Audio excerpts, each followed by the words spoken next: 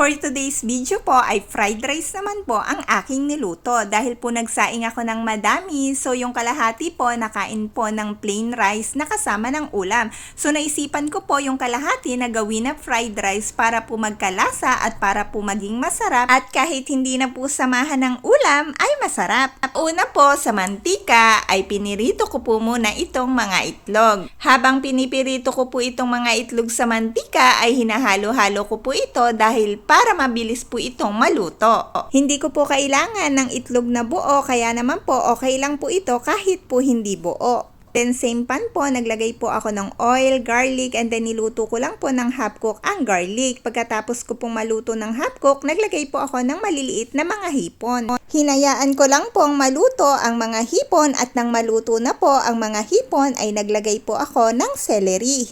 Niluto ko lang po ang celery ng half cook din po at nang maluto na po ng half cook ay nilagay ko na po dito yung mga plain rice. Then hinalo, habang hinahalo ko po ay pinaghiwa-hiwalay ko na rin po ang mga rice na nagdikit-dikit at nilagyan ko po ito ng curry with cinnamon powder. Nag-add din po ako dito ng black pepper.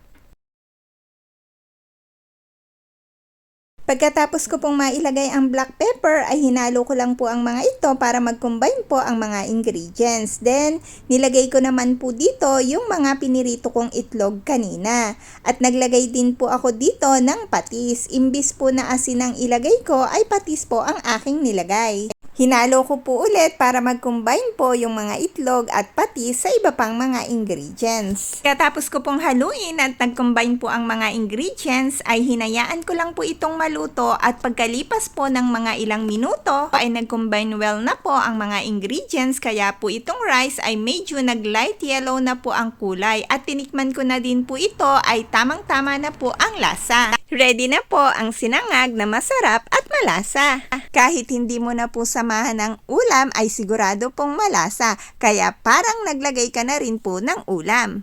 At kung ikaw naman po ay mahilig sa vegetable at gusto mo po ng fried rice with vegetable, meron po akong nilutong fried rice with vegetable.